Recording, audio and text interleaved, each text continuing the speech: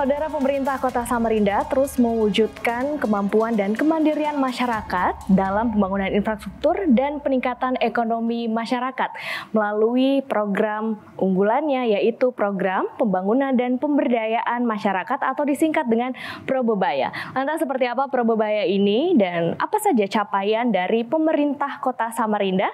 Selengkapnya akan kita bahas selama 30 menit ke depan bersama saya Winda Agreni hanya di Bincang Kita.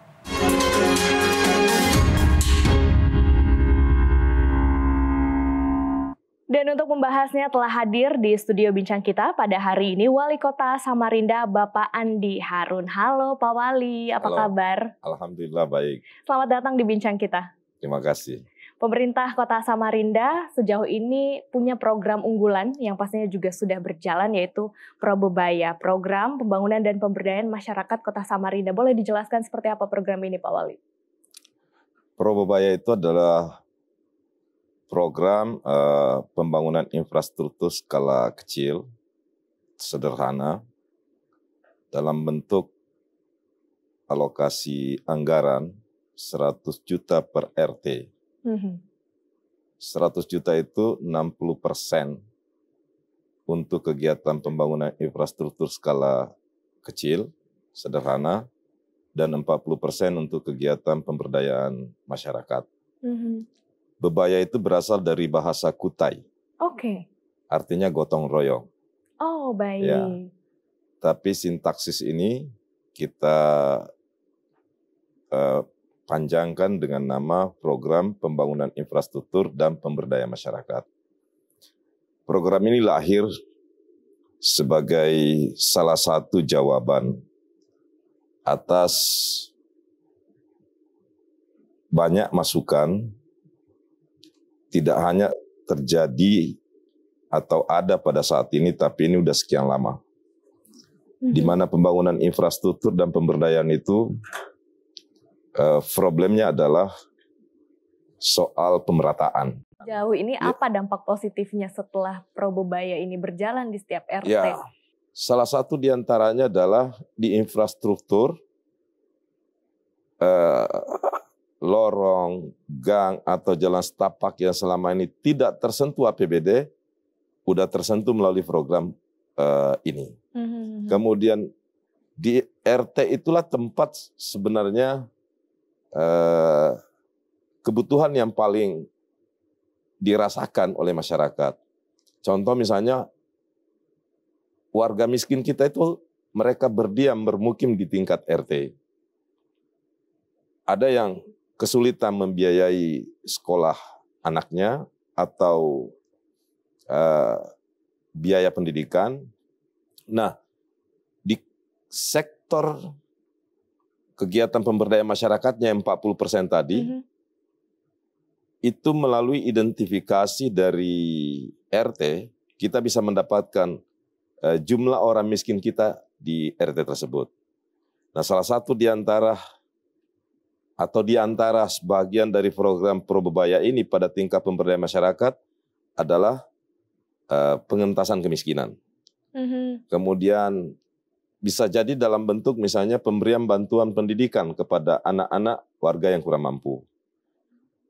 Tapi tidak cukup sampai di situ, kita juga ingin didik ada kemandirian ekonomi di tingkat warga, sehingga kita membuat pelatihan agar masyarakat yang tadinya tidak memiliki kemampuan untuk bidang usaha tertentu, kita latih. Yang mau ibu-ibu misalnya mau jadi punya usaha jahit-menjahit, kita latih jahit-menjahit. Jadi masyarakat berdaya, kemudian ekonomi juga meningkat seperti itu di setiap RT. Karena pada akhirnya kalau mereka punya kegiatan usaha, itu secara bertahap akan meninggalkan zona ketidakmampuannya menjadi mulai berdaya. Jadi Probebaya ini sebenarnya tujuan utamanya juga untuk pemerataan pembangunan itu sendiri ya di Kota bagi anak muda yang terpaksa di masa lalu karena biaya tidak mampu melanjutkan pendidikan, kita latih. Misalnya pelatihan welder, LAS, banyak pelatihan-pelatihan yang bisa diikuti dan sudah dilaksanakan oleh pemerintah Kota Samarinda. Pak Wali, kalau di Samarinda juga semenjak Pak Wali menjabat banyak sekali pembangunan infrastruktur. Tadi juga sudah disebutkan dimulai dari RT untuk masalah banjir juga nih di Kota Samarinda. Bagaimana mengatasinya sejauh ini? Ya, banjir di Kota Samarinda itu sudah berlangsung puluhan tahun.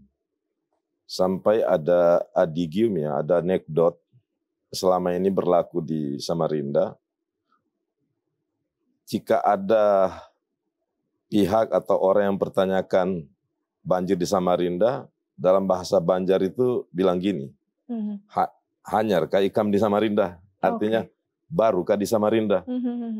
Karena saking seringnya tiap tahun Samarinda dilanda banjir. Langganan banjir. Sampai kalau ada orang yang bertanya tentang banjir Samarinda, pertanyaan tadi, berarti orang baru nih, gitu.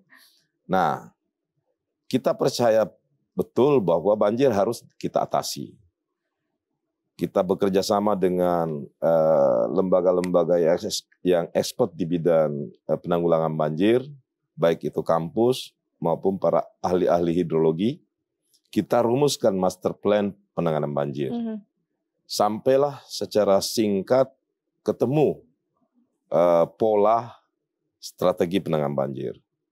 Dan alhamdulillah dalam 2,5 tahun ini kita membuat program penanggulangan banjir yang berangkat dari master plan tadi itu secara beransur-ansur banjir kita bisa kendalikan, kurangi. Jadi di antara programnya itu adalah melakukan normalisasi sungai, revitalisasi drainase, kemudian pengelolaan sampah, termasuk edukasi di masyarakat tentang pentingnya kolaborasi di dalam melakukan penanggulangan banjir.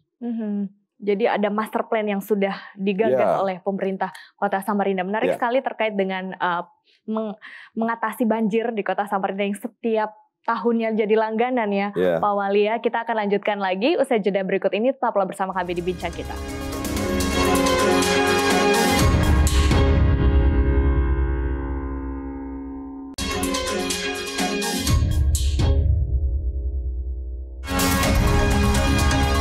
Terima kasih Anda masih bersama kami di Bincang Kita, dan saya masih bersama dengan Wali Kota Samarinda Bapak Andi Harun. Tadi menarik sekali master plan yang sudah dibuat oleh pemerintah Kota Samarinda terkait dengan penanganan banjir yang ada di sana. Salah satunya juga normalisasi sungai Karangmumus. Selain itu apalagi proyek yang sedang berjalan untuk penanganan banjir, Pak Wali? Kita juga sekarang memulai konsolidasi tanah dan bangunan. Ini kita adopsi dari konsep urban development. Karena di Samarinda juga masih tersisa lumayan kawasan kumuh sebagai sebuah konsekuensi daerah perkotaan. Prinsipnya kami ingin APBD anggaran pendapatan belanja daerah Kota Samarinda itu berdampak, dibelanjakan dan bermanfaat bagi masyarakat. Kita tidak ingin APBD itu tidak menghasilkan manfaat kepada masyarakat, yang berbasis pada masalah yang hari-hari yang dialami oleh masyarakat Samarinda. Di antaranya adalah kalau soal pengendalian banjir, konsolidasi tanah dan bangunan. Kawasan yang tadinya di atas bantaran sungai, river bank, kita konsolidasi.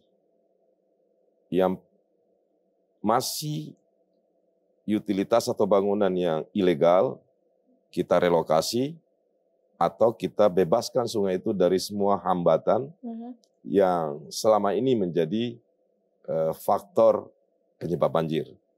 Dan 2 tahun ini secara bertahap terus kita memiliki program untuk mengamankan sungai.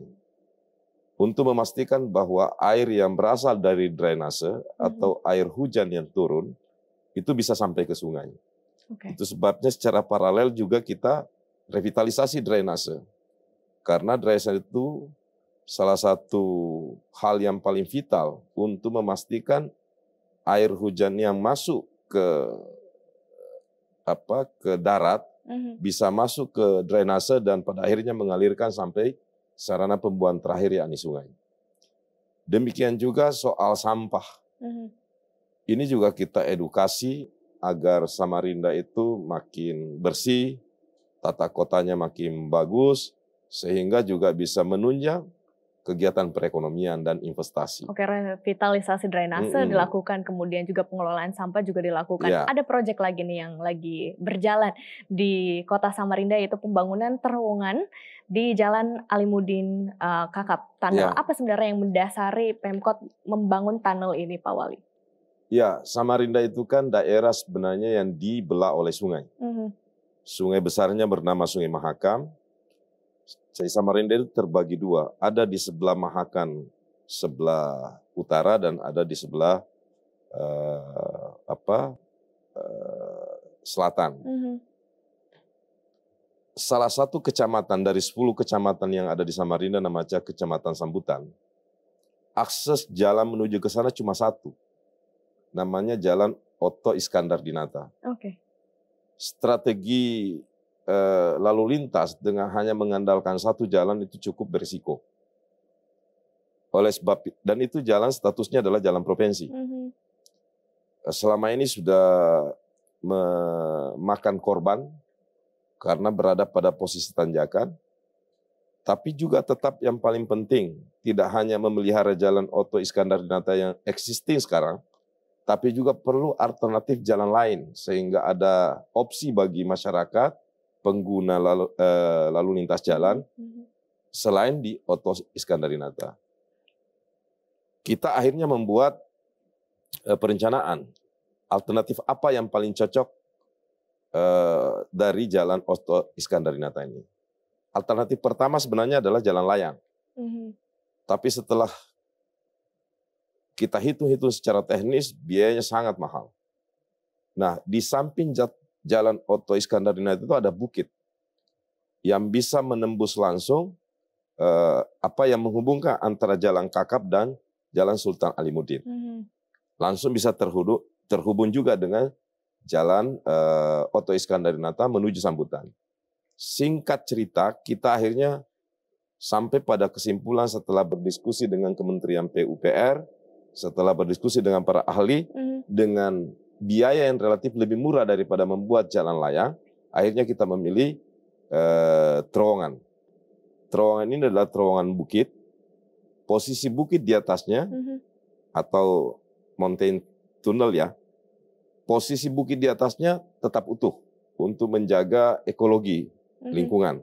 Kemudian yang menjadi target juga dari pemerintah Kota Samarinda yaitu peningkatan ruang terbuka hijau yang ada di sana ya Pak, itu seperti apa?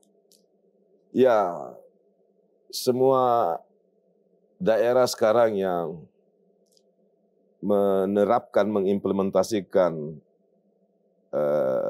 pembangunan yang berkelanjutan, sustainable development itu, tentu sebuah kota yang sehat itu apabila cukup RTH atau ruang terbuka hijau, termasuk public space ya.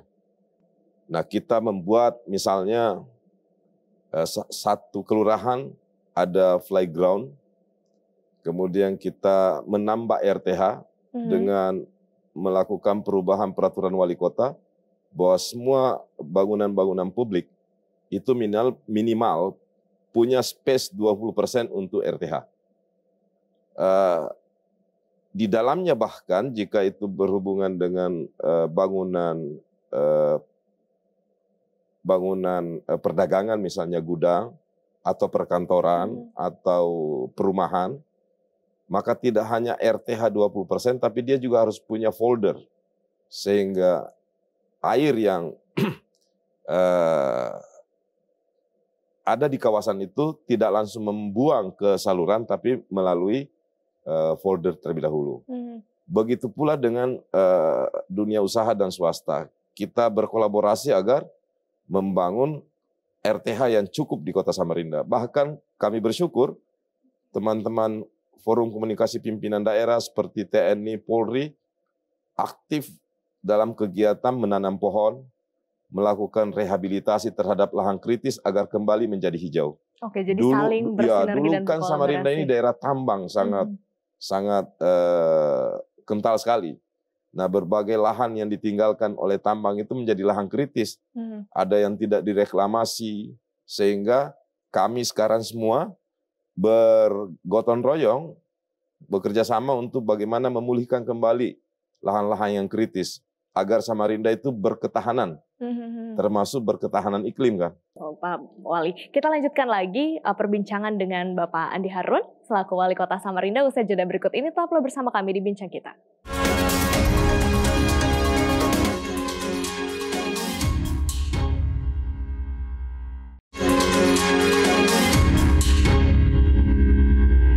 Terima kasih Anda masih bersama kami di Bincang Kita, dan saya masih bersama dengan Wali Kota Samarinda Bapak Andi Harun. Kita lanjutkan lagi perbincangan yang sangat menarik ini mengenai dengan Kota Samarinda. Pak, sejauh ini kalau untuk meningkatkan ekonomi lokal, seperti apa program yang diterapkan?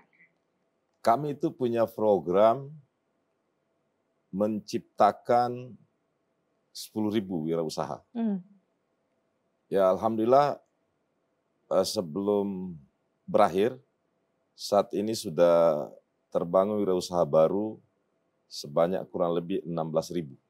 Jadi sudah melampaui target dari misi program yang kita rencanakan untuk periode sebenarnya yang tidak normal ini. Kan hanya 3,5 tahun ya. Tapi alhamdulillah berkat kerjasama semua pihak, sehingga kita bisa mewujudkan untuk per hari ini sudah terbentuk 16.000 usaha baru. Tentu untuk kegiatan ekonomi, kita tidak bisa semata-mata menggantungkan pada APBD. Dengan postulat APBD yang masih bergantung penuh pada dana transfer atau bagi hasil dari pusat, maka ukuran untuk melihat kemandirian ekonomi sebuah daerah itu adalah di pendapatan asli daerah. Dan pendapatan asli daerah bisa meningkat kalau pemerintah juga hadir untuk menggerakkan perekonomian. Dalam bentuk memberikan kemudahan investasi, menstimulasi agar kegiatan ekonomi masyarakat terutama UMKM, sampai bahkan mikro, bahkan sampai ke ultramikro bisa tumbuh dan berkembang. Dan kita mendorong terus kegiatan program-program ekonomi masyarakat secara kolaboratif juga. Ada yang melalui program pemerintah, misalnya kami menempatkan uang di Bank Pembangunan Daerah atau di Bank Kaltim sebagai bentuk kredit tanpa bunga, tanpa agunan, agar masyarakat bisa mengakses pembiayaan. Karena pemerintah itu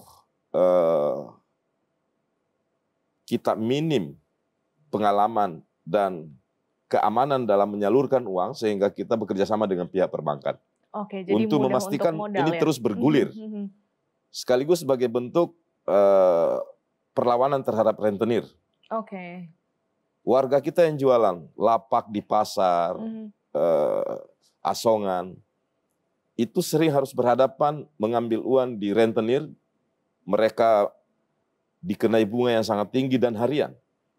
Dan itulah diantaranya yang mendorong kita untuk menempatkan uang di bank. Kita juga bekerja sama dengan BUMN, agar mereka juga ikut ambil bagian dalam memberdayakan ekonomi menengah ke bawah. Jadi sudah ada 16.000 usaha baru yang ada di Samarinda, kemudian kemudahan juga untuk permodalan juga dimudahkan oleh pemerintah. Dan satu lagi, kami ikuti cara Pak Jokowi dengan memasifkan pembangunan infrastruktur, terutama sekali infrastruktur yang berhubungan dengan sentra-sentra produksi masyarakat. Misalnya pertanian, perikanan, kebun, dan kegiatan-kegiatan ekonomi masyarakat. Dan semakin ke sini, semakin kita yakin bahwa arah pembangunan kita semakin benar. Terbukti dengan setiap tahunnya PAD Samarinda makin meningkat, APBD Samarinda ikut meningkat, kegiatan ekonomi berjalan dengan baik. Saya perlu sampaikan pertumbuhan ekonomi Samarinda sekarang melebihi pertumbuhan ekonomi nasional dan Kalimantan Timur. Kita berada di pertumbuhan 8,62%.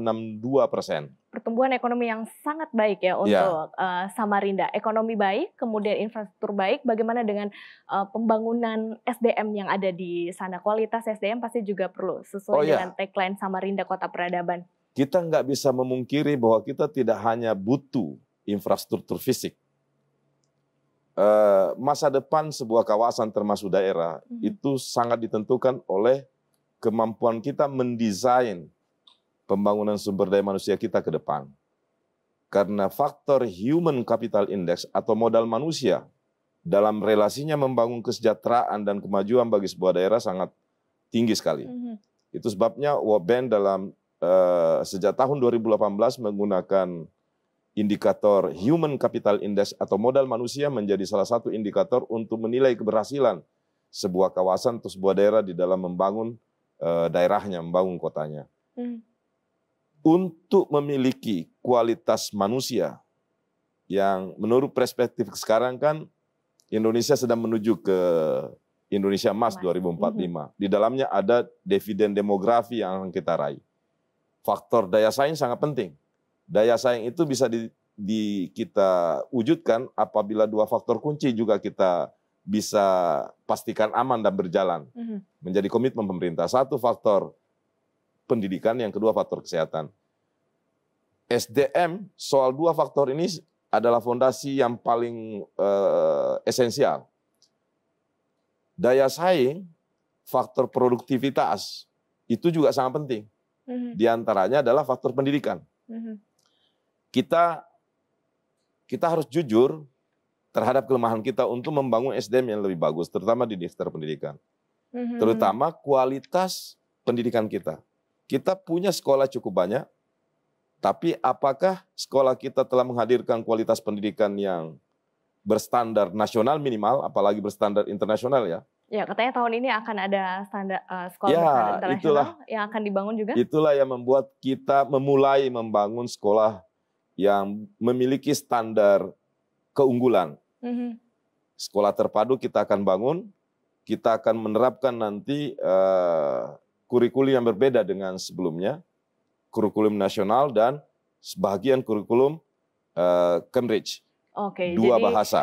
Pendidikan juga nantinya akan terus membaik dan akan jauh lebih baik lagi nanti di Kota Samarinda. Terakhir Pak Wali, apa kemudian pesan dan juga harapan yang ingin disampaikan saat ini, silahkan. Ya, kami berharap terutama dengan pembangunan IKN, konsep pembangunan Nusantara, ikut memberi dampak yang positif bagi Samarinda.